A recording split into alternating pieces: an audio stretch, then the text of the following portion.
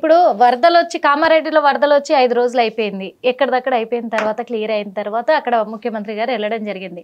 మరి రైతులు ఇప్పుడు మందు కోసం, యూరియా కోసం, ఎరువుల కోసం వాళ్ళు ఎంతో ఆరాట పడుతూ ఉన్నారు, అల్లాడిపోతున్నారు, అక్కడ కొట్లాడుకుంటున్నారు ఒకరికొకరు ఎరువులు దొరకక కూడా. మరి ఆ యూరియా సమస్యలను ఎందుకు తీర్చలేకపోతున్నారు? ఇక్కడ ప్రధానంగా అర్థం చేసుకోవాల్సిన అవసరం ఏంటంటే యూరియా సంబంధించినటువంటి సమస్య తెలంగాణ రాష్ట్ర ప్రభుత్వ సమస్య కాదు, ఇది కేంద్ర ప్రభుత్వ సమస్య. వాళ్ళు ఏమంటా ఉన్నా మన రఘునందరావు చాలా స్పష్టంగా చెప్పింది ఏంటంటే ఏదైతే సింధూర్ ఆపరేషన్ ద్వారా రష్యా కావచ్చు, ఉక్రెయిన్ సంబంధించిన వారు కావచ్చు, ఇవన్నీ మూలంగా ప్రధానంగా యుద్ధ వాతావరణం మూలంగానే ప్రధానంగా భారతదేశానికి సంబంధించిన యూరియా కొరత ఏర్పడది. చైనా నుంచి రావాల్సినట్టు యూరియా రాకపోవడం మూలంగా ప్రధానంగా ఇబ్బంది అవుతా ఉంది.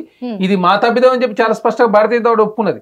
తెలంగాణ రాష్ట్ర ప్రభుత్వం తప్పిదం లేదు. చాలా సార్లు కేంద్రంలో మంత్రులు కలిసిరు, నడ్డా గారు కూడా కలిసిరు.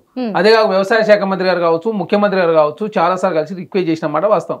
అందాల్సినటువంటి టైంలో యూరియా అందకపోవడం, అదేవిధంగా రాష్ట్ర ప్రభుత్వం ఎంతైతే రిక్వెస్ట్ చేసిందో అంత యూరియా సరఫరా కేంద్ర ప్రభుత్వం చేయకపోవడం మూలంగా మాత్రమే తెలంగాణ రాష్ట్రంలో రైతాంగం ఇబ్బంది పడ్డమాట వాస్తవం. రాష్ట్ర ప్రభుత్వానికి సంబంధం లేదా, బాధ్యత లేదా? బాధ్యత ఉంది కాబట్టి కేంద్రంలో మంత్రులు కలిసినాం, బాధ్యత ఉంది కాబట్టి ప్రధానమంత్రి గారు కలిసినాం. తెలంగాణ రాష్ట్రానికి సంబంధించి సరఫరా చేయాల్సింది కేంద్ర ప్రభుత్వం, రాష్ట్ర ప్రభుత్వం దగ్గర యూరియా లేదు, అది ఇవ్వాల్సింది కేంద్ర ప్రభుత్వం. అదే కాకుండా ఏదైతే రామగుండం ఉన్నటువంటి ఎరువుల ఫ్యాక్టరీ సంబంధించి కూడా చాలా రోజులు అవుతా ఉంది అక్కడ యూరియా సప్లై కాక. అదేవిధంగా ప్రొడక్షన్ కూడా బంద్ అయిపోయే పరిస్థితి. దానికి తుమ్మల ఆల్రెడీ విజిట్ చేసిండు. అక్కడ ఉన్నట్టు అధికారులతో మాట్లాడితే 40 రోజుల సంది ఆ ప్లాంట్ పనిచేయడం లేదని చెప్పి చాలా స్పష్టంగా వారు మన 45 రోజులు సంవత్సరంలో 45 రోజులు మాత్రమే పనిచేస్తే మిగతా రోజుల్లో బంద్ ఉంటుందని చెప్పడంతో కేంద్రంలో ఉన్నటువంటి అధికారులతో కూడా రాష్ట్ర ప్రభుత్వం మాట్లాడారు. ముఖ్యమంత్రి గారు కూడా చాలా సందర్భాలు మాట్లాడారు. అదే కాకుండా ఇవాళ రేపు కూడా యూరియా సంబంధించినటువంటి ఆల్రెడీ కేంద్ర ప్రభుత్వం కూడా మళ్ళీ తెలంగాణ రాష్ట్ర ప్రభుత్వం పంపిరు కాబట్టి ఆ మార్గం మధ్యలో ఉంది. ఖచ్చితంగా ఈ నైటో రేపటి నుంచో ఆ సమస్య కూడా పరిష్కారం చూపించబోతా ఉంది రాష్ట్ర ప్రభుత్వం. కాబట్టి కాంగ్రెస్ ప్రభుత్వానికి చిత్తశుద్ధి ఉంది కాబట్టి ఎప్పటికప్పటికు అప్రమత్తం అవుతూ తెలంగాణ రాష్ట్రంలో ప్రజా సమస్యలను పరిష్కరించే ప్రయత్నం, తెలంగాణ రాష్ట్ర ప్రజలు ఎదుర్కొన్న సమస్యలను పరిష్కరించే ప్రయత్నంలో కాంగ్రెస్ ప్రభుత్వం ముందుకు పోతాం. మరి ఇప్పుడు మీరే చెప్పారు కదా, ప్రజల సమస్యలు ఇన్ని సమస్యలు ఉన్నాయి, ఈ సమస్యల పైన పోరాడుతుంది రాష్ట్ర ప్రభుత్వం అన్నారు.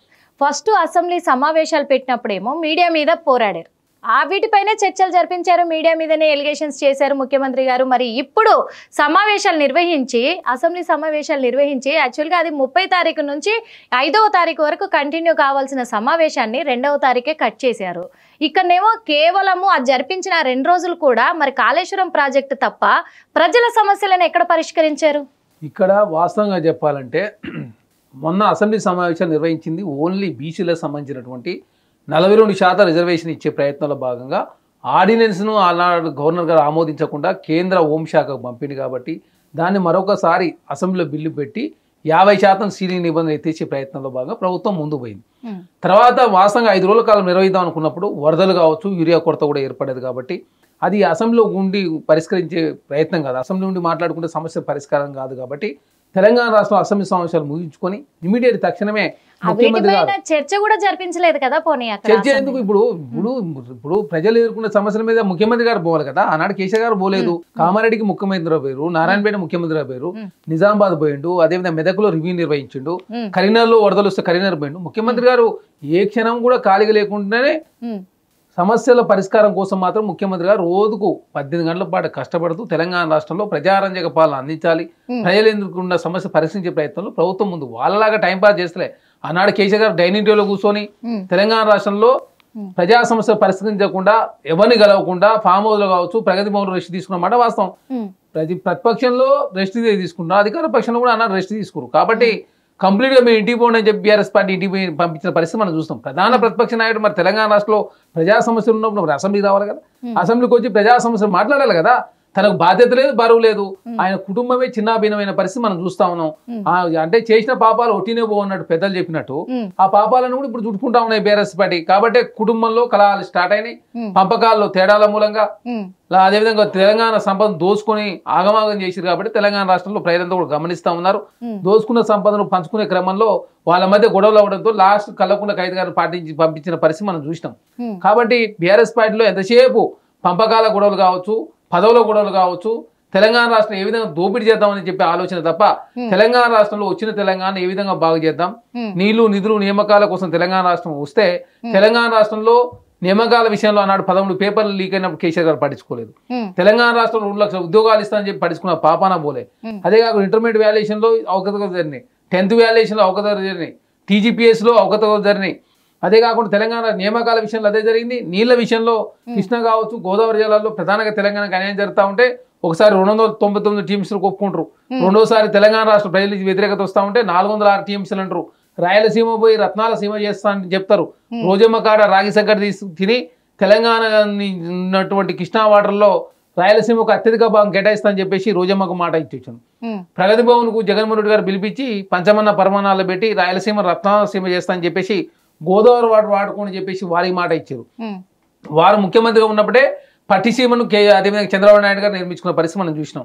బంకచెర్లకు వాళ్ళే కారణం. కాబట్టి తెలంగాణకు తీవ్ర అన్యాయం చేసింది కల్వకుంట్ల కుటుంబం. నీళ్లు, నిధులు, నియామకాలు.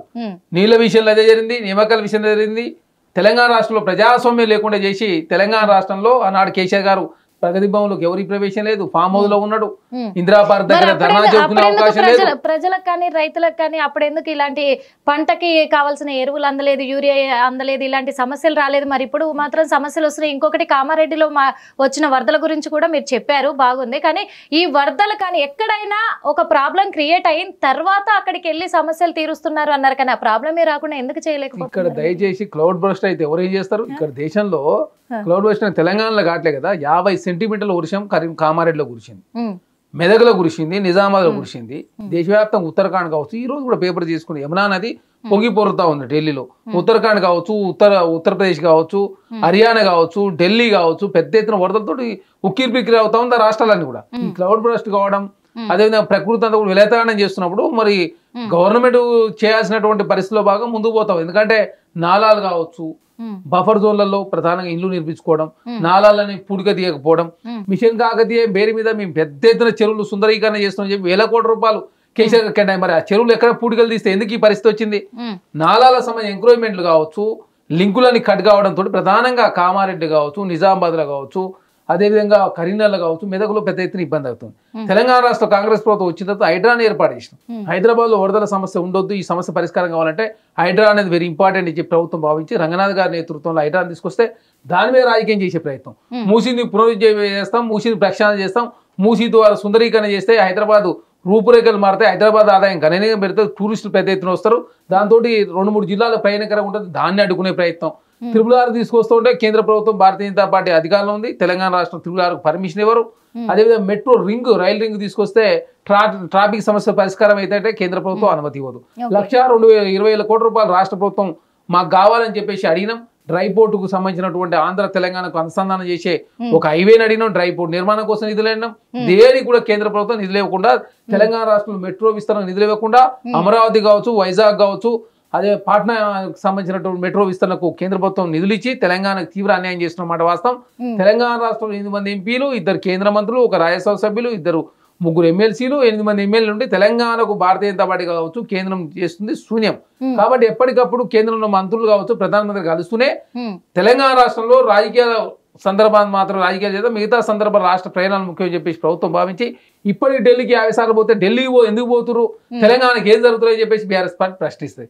తెలంగాణ రాష్ట్రం సంబంధించినటువంటి విభజన హామీలు కావచ్చు, తెలంగాణ రావాల్సిన అదేవిధంగా వెనుకబడిన జిల్లాల నిధులు కావచ్చు, అదే కాకుండా తెలంగాణ రాష్ట్రానికి సంబంధించిన బడ్జెట్ నిధులు ప్రతిసారి కేంద్రంలో మంత్రులు కలుస్తూ రిక్వెస్ట్ చేస్తా ఉంది రాష్ట్ర ప్రభుత్వం. మనం చేయాల్సిన ప్రయత్నం మనం చేస్తాము, కేంద్రం ఇవ్వకపోతే కేంద్రం మీద పోరాటం చేస్తాం కూడా కాంగ్రెస్ ప్రభుత్వం సిద్ధమైతే భారతీయ జనతా పార్టీ నిధులు తీసుకురాదు, BRS party Bharatiya Janata party ప్రశ్నించారు. అన్నిటికీ ఇన్ని ప్రయోజనాలు తీసుకురావడానికి వీళ్ళు అడ్డుపడుతున్నారు అని అంటున్నారు కదా, మరి అడ్డుపడుతున్న దానిపైన ఫైట్ చేయకుండా కేవలం కాళేశ్వరం ప్రాజెక్టు పైన ఎందుకు ఉన్నారు మరి రేవంత్ రెడ్డి గారు? కాళేశ్వరం సంబంధించి 93,000 కోట్ల రూపాయలు ఖర్చు పెట్టి తెలంగాణ రాష్ట్రం 2014-23 వరకు 1,70,000 కోట్ల రూపాయలు ఓన్లీ ఇరిగేషన్ మీద ఖర్చు పెట్టి తెలంగాణ రాష్ట్రం 1 ఎకరా భారతలేదు. నీటి కేటాయింపులకు సంబంధించినటువంటి ఒప్పందాలకు కుదరని పరిస్థితి, గోదావరి కావచ్చు, కృష్ణా వాటర్ కావచ్చు. తెలంగాణ 10 సంవత్సరాల కాలం పాటు మరి కేసీఆర్ గారు ఓన్లీ మౌనం వహిస్తూ తెలంగాణ రాష్ట్రానికి సంబంధించినటువంటి విభజన హామీలు పరిష్కరించకుండా కృష్ణా వాటర్ కావచ్చు, గోదావరి వాటర్ సంబంధించినటువంటి నీటి అలొకేషన్ జరగలేదు ఇప్పటి వరకు. ఎక్కడ కూడా పాలమూరు రంగారెడ్డి కావచ్చు, సీతారామ ప్రాజెక్ట్ కావచ్చు, సమ్మక్క సారక ప్రాజెక్ట్ కావచ్చు, కాళేశ్వరం కావచ్చు, ఇవన్నీ కూడా ప్రాజెక్టులు కూడా పనిచేయని పరిస్థితి మనం చూసినాం. కాళేశ్వరం ఒక బూటక ప్రాజెక్టు ద్వారా తెలంగాణ రాష్ట్రానికి 93,000 కోట్ల రూపాయల భారం పడ్డది తప్ప తెలంగాణ రాష్ట్రం ప్రతి నెల 6,000 కోట్ల రూపాయల అప్పులు వడ్డీ ఇంట్రెస్ట్లు చెల్లిస్తూ ఉంది. దానికి కారణం కేసీఆర్ గారు తీసుకున్న అసమర్థ నిర్ణయాలని చెప్పి చాలా స్పష్టం. ఎందుకంటే దేశంలో ఏ రాష్ట్రం కూడా 12% నుంచి 11.5% నుంచి 12% అప్పులు ఇంట్రెస్ట్ రేట్లు తీసుకొచ్చి తెలంగాణను ఆగమాగం చేసింది కల్వకుంట్ల కుటుంబం. తెలంగాణను అన్ని రకాలుగా వెనుకపోవడానికి కారణం వాళ్ళు తీసుకున్న అసమర్థ నిర్ణయాలు. ఆ నిర్ణయాలను రెక్టిఫై చేసే ప్రయత్నంలో కాంగ్రెస్ ప్రభుత్వం ముందుకు పోతా ఉంది. కాళేశ్వరంలో మేడిగడ్డ కావచ్చు, అన్నారం కావచ్చు, సుందిలా 3 ప్రాజెక్టులు పనిచేయకున్నా కూడా తెలంగాణ ధాన్యాగారమైంది. ఎందుకు ధాన్యాగారమైందని చెప్పేసి కాంగ్రెస్ పార్టీ అడిగితే మీరు 3 ప్రాజెక్టులు పనిచేయడం లేదు కదా, 1 ఎకరా కూడా భారతలేదు అంటే మీ గట్టే కాళేశ్వరం ప్రాజెక్ట్ అని చెప్పేసి తెలంగాణ సమాజం తప్పుదారి పడిస్తాం. ఇక్కడ సమైక్య రాష్ట్రంలో 18 లక్షల మోటార్ పంప్ సెట్లు ఉంటే తెలంగాణ రాష్ట్రం ఏర్పడిన తర్వాత ఆ మోటార్ పంప్ సెట్లు 25 లక్షలు అయిన మాట వాస్తవం. తెలంగాణ రాష్ట్రం వాతావరణం అనుకూలంగా ఉండడం కావచ్చు, వర్షాలకు అధికంగా కూర్చోడంతో తెలంగాణ రాష్ట్రం రైతుల శ్రమ ఆధారంగా వరి సాగు పెరిగితే దానికి కాళేశ్వరం అని చెప్పేసి తెలంగాణ సమాజాన్ని తప్పుదారి పడిచే ప్రయత్నం బీఆర్ఎస్ పార్టీ చేస్తున్నప్పుడు వాస్తవంగా కాళేశ్వరంలో ఏం జరిగింది? 30,000 కోట్ల రూపాయలతో పూర్తి కావాల్సిన ప్రాజెక్ట్ ఎందుకు 1,50,000 కోట్ల రూపాయలు పెంచి అందులో 93,000 కోట్ల రూపాయలు ఖర్చు పెట్టి ఏ విధంగా అధిక ఇంట్రెస్ట్ తీసుకొచ్చారో తెలంగాణ సమాజాన్ని వివరించడం.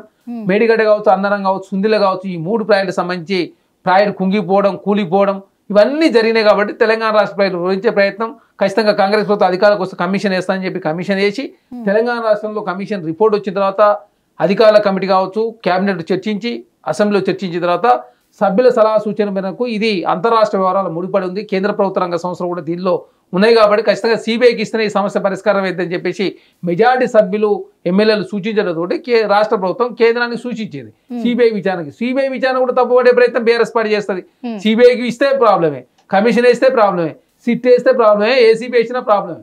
తెలంగాణ రాష్ట్రంలో అత్యధికంగా అవినీతి పాల్పడేది కల్వకుంట్ల కుటుంబం కాబట్టి గొర్రెలలో అవినీతి పాల్పడరు, ఫోన్ ట్యాపింగ్ వ్యవహారం పాల్పడరు, యాదాద్రి భద్రాద్రి పౌరకొండలో అవినీతి పాల్పడరు, అదే కాకుండా కాళేశ్వరంలో అవినీతి పాల్పడరు. తెలంగాణ రాష్ట్రాన్ని మొత్తం వాళ్ళ కమిషన్ కోసం కకృతి పడి ఎక్కడైతే కమిషన్ అత్యధికంగా వస్తుందో అట్లాంటి ప్రాజెక్టు మాత్రం చేపట్టి తెలంగాణ ప్రజలకు ప్రయాణకరంగా ప్రాయాలు చేపట్టకుండా తెలంగాణను నిండా ముచ్చిరు కాబట్టి కాంగ్రెస్ పార్టీ అనునిత్యం ప్రశ్నిస్తూ వాళ్ళ పాపాలు ఇప్పటితో పోయేది కాదు.